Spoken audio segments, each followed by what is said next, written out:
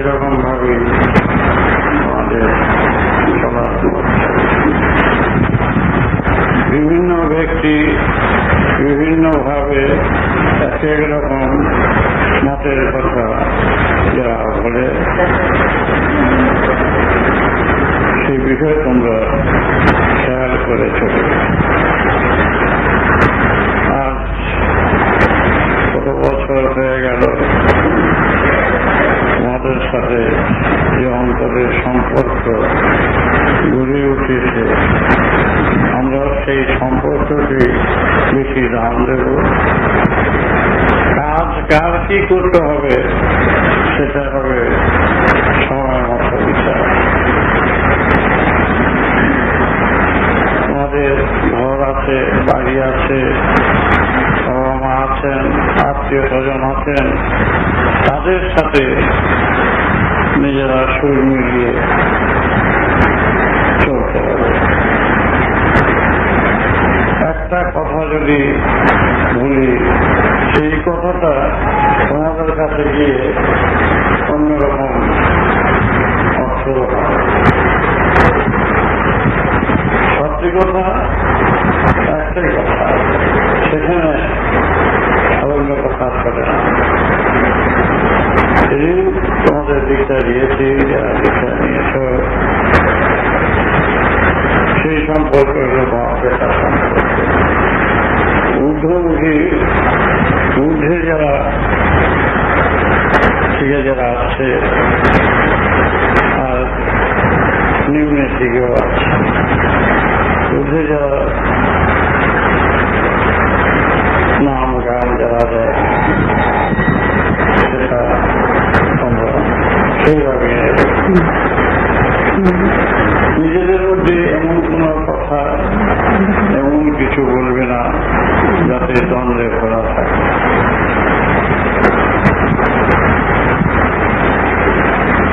বাপ-বেটা যখন সম্পর্ক খুলেছ,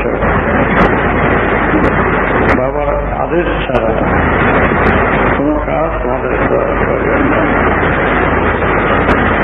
যেখানে যা প্রয়োজন বাবার সামনাসামনি করবে। বাবাকে কোনো চিঠি পত্র কাজ একজন একটা বললো, সেই সমস্ত কাজের উপরে বাবা মাথা ঘামাতে যাবে না।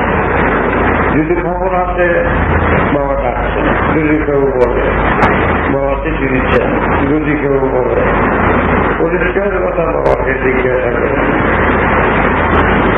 বিভিন্ন রকমের কথা, বিভিন্ন রকমের কাজকর্ম এক একজনে এক একভাবে নিজের ইচ্ছে মতো খুশি মতন যারা কাজ করে যাচ্ছে, বলার প্রতীক্ষা করে না, পরিষ্কার করে না।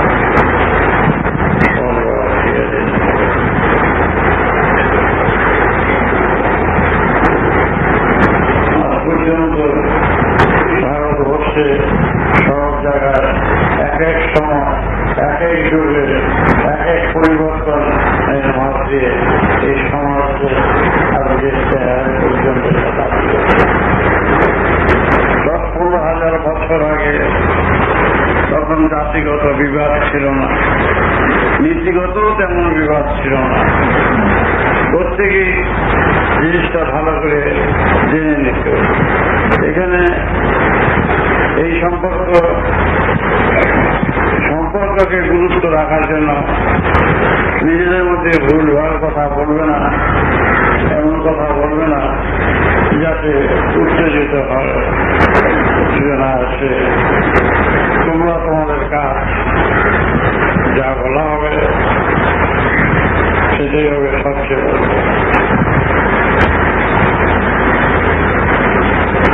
এক এক রকম এক এক কিছু তৈরি হয়, তার মধ্যে কতটা সত্য আছে, কতটা কাজ আছে সেটাই দেখতে হবে।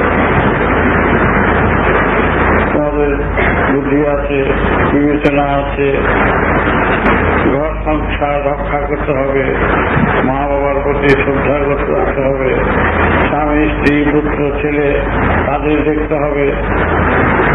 সেগুলো দেখার পর গুছানোর পর তখন সকল যার যার বেশ প্রচার করবে, সমাজে নতুন কিছু দেওয়ার প্রয়োজনে আমরা ব্যক্তির স্বার্থে, দলের স্বার্থে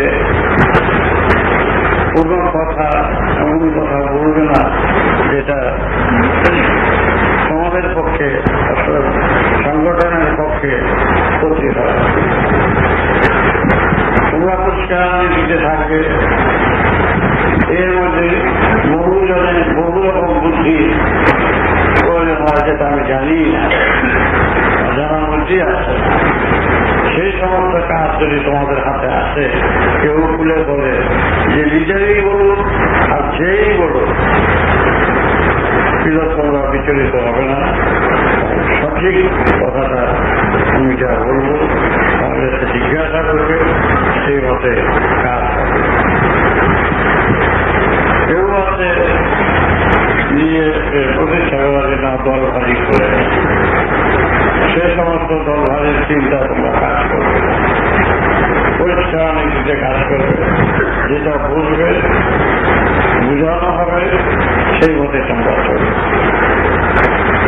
বহুজনের বহু কথা বহু রকম চলছে, প্রত্যেক দলের মধ্যেই, সংগঠনের মধ্যেই এইসব থাকে।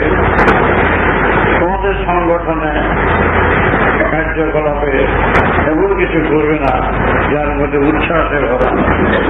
উচ্ছ্বাস আর ভাব দিয়ে কোনদিন কাজ ভালো হয় না। পরিষ্কার নীতি থাকবে, সেটা বুঝে শুনে করবে। একজন একটা ক্রিয়া করলেই সেখানে বুঝি টুঝি করবে না।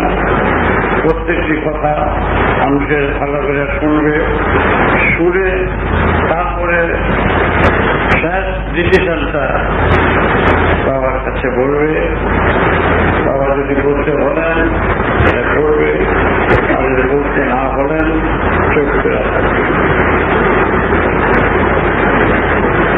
তোমাদের সাথে আমার যে আন্তরিকতা, যে ভালোবাসা, যে এরকম ভাবে আমরা চাই, সেটুকু করতে হলে কতগুলো নিয়ম কানুন আছে যা চলতে হবে।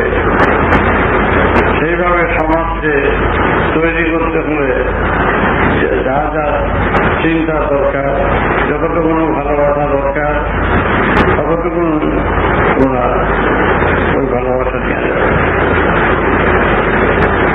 জানো তো আজকে সমাজ চরম অবস্থায় নেমে গেছে। এবার কাকে বলবো, কে শুনবে, কত বলা যায়। বিভিন্ন জায়গায় বিভিন্নভাবে সব সংগঠনে, আমরা রাজনীতি সংগঠন করতে যাইনি বা ভোট ঘুরাতেও যাইনি। আমরা সেই বাচ্চা বয়স থেকে যতটা পাচ্ছি ততটা ভুলে যাচ্ছি। কিন্তু তারপরে এগুলো নিজেরা, আমার কথাগুলো নিজেরা ব্যাখ্যা করে এক এক রকম ভাবে এক এক তোমার ঠাকুর বাবাকে ভালোবাসো, আমিও তোমাদের স্নেহ করি। তোমার মধ্যে আমার মধ্যে কোনো বিরোধিতা নাই, মত বিরোধিতা নাই। তোমার ভালো কথা আমি শুনবো, আমার ভালো কথা তুমি শুনবে। দুজনের মিলনের সুরে যেটা হবে দুজনেরই দায়িত্ব। বাবার কাছে দায়িত্ব দিয়ে চলে গেলে চলবে না, বাবার দায়িত্ব তোমাদের নিতে হবে।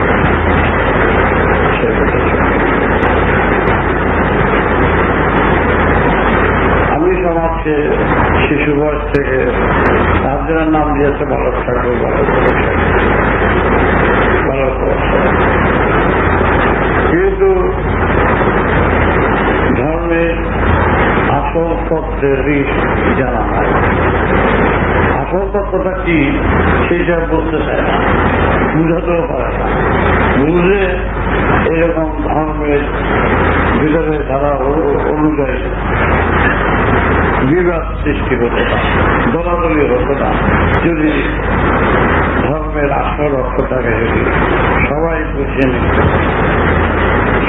এই তোমাদের জন্ম বৃত্তান্ত যারা জন্ম হয়েছে কেউ একটা জাতি থেকে কেউ থাকতে পারছে না। এগুলো দল সৃষ্টি করছে, সম্প্রদায় সৃষ্টি করছে, যেগুলো ধর্মের আসল ব্যাখ্যায় আসল তথ্য নেই। যে চেষ্টা করবে তার অর্থটা তো জানবে, মন গড়া অর্থ দিয়ে ধর্ম চলে না।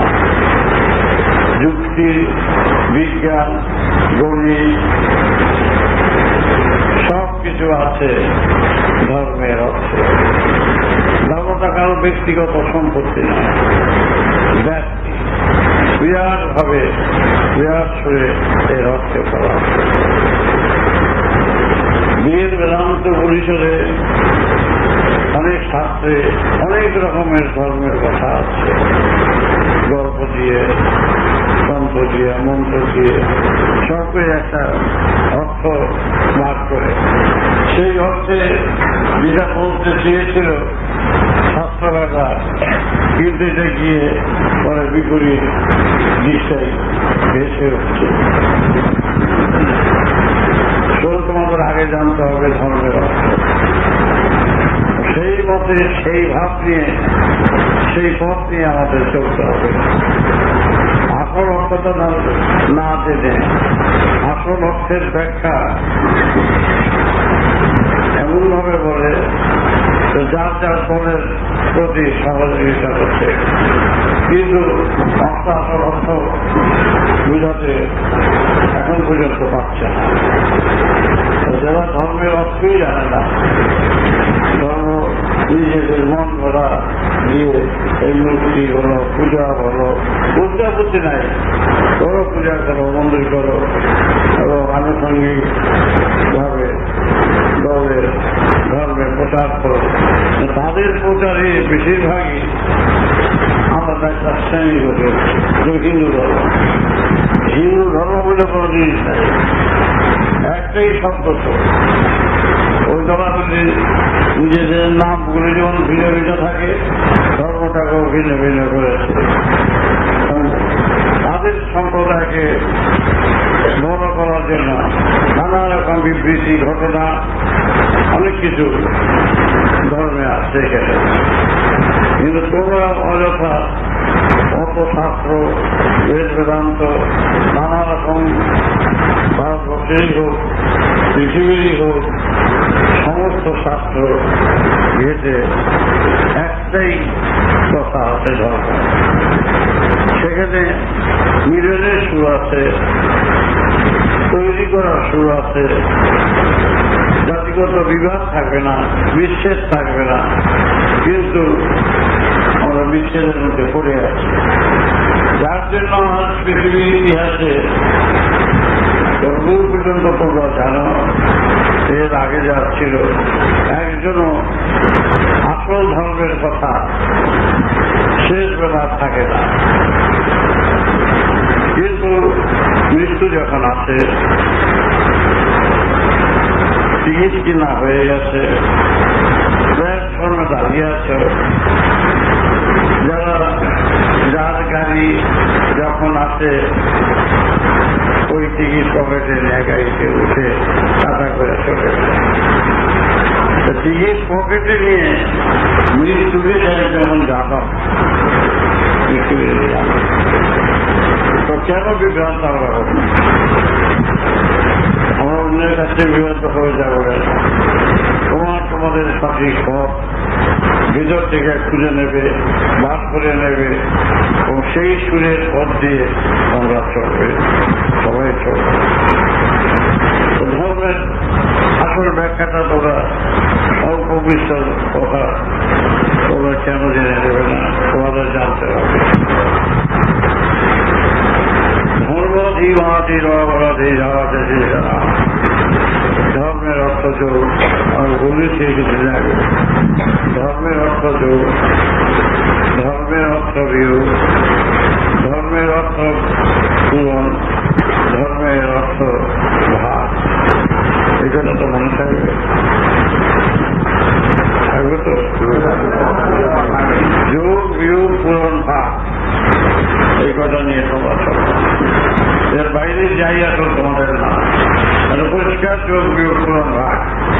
যেখানে যোগাযোগ করা প্রয়োজন মানে রেখো, যেই প্রয়োজনে তোমাদের উন্নতি হতে পারে, ভালো হবে, সংগঠন করতে হবে, দশের জন্য কাজে লাগবে, সেটা করবে যোগ। এদের সাথে যোগাযোগ করে, যাদের সাথে যোগাযোগ করলে ক্ষতি হবে সেখানে যাবে না। যেটা যোগাযোগ, এই যোগ প্রক্রিয়া আসন সব যোগ বিয়োগ, যতটুকু তোমাদের বাদ দেওয়া প্রয়োজন সেই দিকে তোমরা যাবে না। যত সব আসো, যা আসো, যত রকম লোভ আসো, তাতে তোমরা পাওয়া দেবে না, যাতে ক্ষতি হতে পারে সেটাই বিয়োগ বাদ দেবে। জীবনের সংকট, জীবনের নানা রকম অপরাধ যা কিছু আছে সব বিয়োগ করে থাকে। স্বচ্ছ শুধু ভালোবাসাটা বিয়োগ হয়ে গেল। তারপরে হলো পূরণ। আজ অপূরণের জায়গায় আমরা চলছি। সমস্ত বিশ্ব জগৎ এই মহাশূন্যকে পূরণ করার জন্য সদা চলছে। যেটুকুন দরকার সেটুকুন পূরণ করবে। পূরণ করে তোমার জীবনযাত্রা অনেক হবে। স্কুলে পড়াতো না, পরীক্ষা দিত না, শূন্য স্থান পূরণ করো, সেই স্থান পূরণ করো। এই পূরণের জন্য পৃথিবী, সূর্য, চাঁদ, গ্রহ, নক্ষত্র, এই মহাশূন্যকে পরিপূর্ণতার জন্য সেই আশা, সেই সুরে আজ চলছে। কোটি কোটি বছর যাব এই সূর্য চলছে এই খালি মহাশূন্যের উপরে নিজেকে পূরণ করার জন্য। পরিপূর্ণতার সুরে জুড়ে থাকো, খুঁজে পাবে নিখুঁজের সারা। তারপরে আসলো ভাগ। আমাদের দেশে ভাগের গোলমাল হয়ে গেছে। যার যতটুকু দরকার ততটুকু ভাগ করো। কাউকে বেশি দিতে হবে না। হাতে যদি পাত্তা কলা গাছ খায়, শাকে খাইব কি পাত্তা কলা দেশ? সুতরাং শাকের খোরাক 10টা মনে করো কাঁঠাল পাতা, 10টা কাঁঠাল পাতা খেয়েই ওর পেট ভরে গেল, আর 5টা কলা গাছ খেয়ে হাতির পেট ভরল। কেউ কেন বলতে পারবে না, শাক বলতে পারবে না যে তুই আমার থেকে বেশি খাচ্ছ, বেশি খাচ্ছ। অল্পের কথা ও নিচ্ছে, সুতরাং এইরকম ভাগ থাকবে, প্রয়োজন ভিত্তিক ভাগ থাকবে, প্রয়োজন ভিত্তিক। তাহলে যোগ বিয়োগ পূরণ ভাগ তোমাদের হাতে রেখে দিও। অযথা কথা বলবে না, যে যাই বলো। আর কেউ কোনো কথা বললে তাহলে না বলবে, ঘুরেতে বলছে, তারপরে কথা বলেছে। ওই রকম মুখের কথা ঠিক হলেও জেনে নেবে, প্রত্যেকটি কথা জেনে নেবে। দেখো আয়সা জেনে নেবে, তারপরে তোমাদের কাজ। আজ তোমরা বিয়ে করেছে, বাচ্চা হয়েছে, কেউ করেনি, সেইভাবে চলছে। সাধারণতা মুখে মুখে থাকা, এটা কার্যের সাথে তোমাদের যোগাযোগ থাকা দরকার। কারণ তোমরা কেউ এমনি ফুল করো নি মনে করো, কিন্তু ফুলের দায়ে তোমরা পড়ে গেছো। প্রকৃতি দরবারে যদি তোমাদের দাঁত পড়ে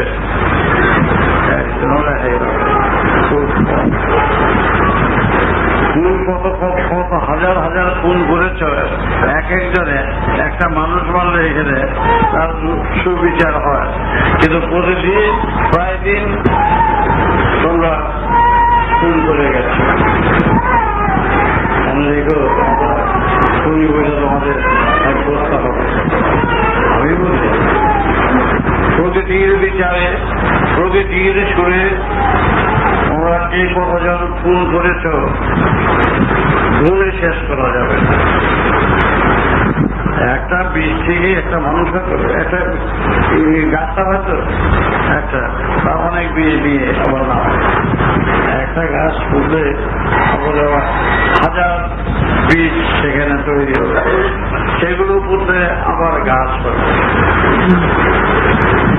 এই 4-5টা বাচ্চা তোমরা কেউ কেউ দিচ্ছ, 7জন 8জন 10জন থাকে,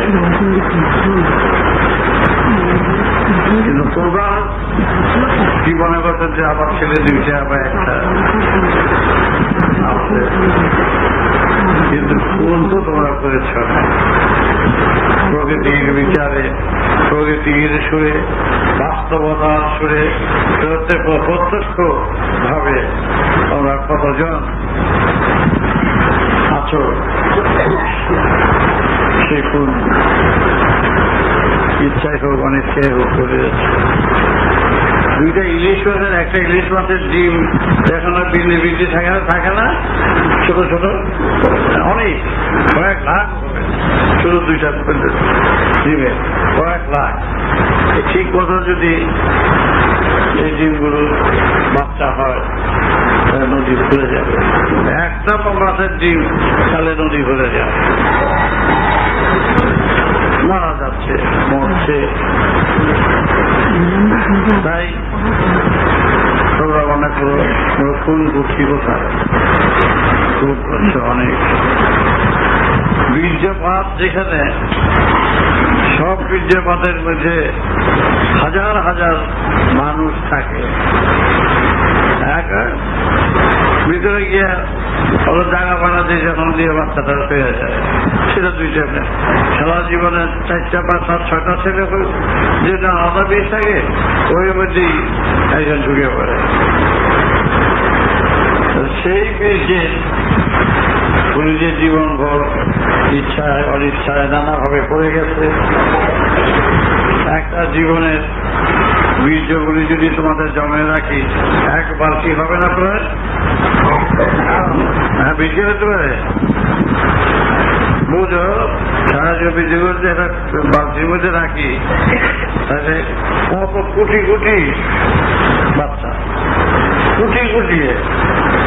আর মনে করো 2টা চক্ষু তোমার, আর কোটি কোটি প্রত্যেকেরই 2টো করে চক্ষু আছে, সব আছে, তৈরি করার ব্যবস্থা আছে, সেগুলো নজরে কত লক্ষ কত কোটি মানুষ ওগুলো সব বেঁধে গিয়ে 4টা 5টা বাচ্চা তোমার ঠিক হবে।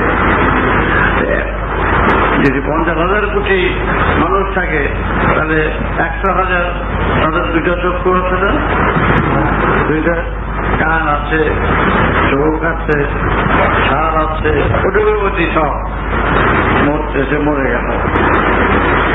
যেন বিশ্ব প্রকৃতির সৃষ্টির তত্ত্বে একটা মানুষের মধ্যে একটা জীব জগতে যার একটা সেপারে গিয়ে পুকুরা কত ফুল বীজ হয়ে গেল, সব কিছু এত জীব কেন দিলেন? আমরা তো সবাই ব্যবহার করে চলছে, কেন তারা তো কোনো বীজ, একটা লোকের 2টা চক্ষু, তার যদি কোটি কোটি চক্ষু থাকে, বুদ্ধি থাকে, বিবেচনা থাকে, সত্য থাকে, শ্রবণ থাকে, সাপ থাকে, একটা মানুষ তুমি একটা মানুষ হইয়া সমস্ত 50,000 কোটি মানুষ তোমার মধ্যে যদি থেকে থাকে, সেই মানুষগুলি তোমার মধ্যে কেন দিল?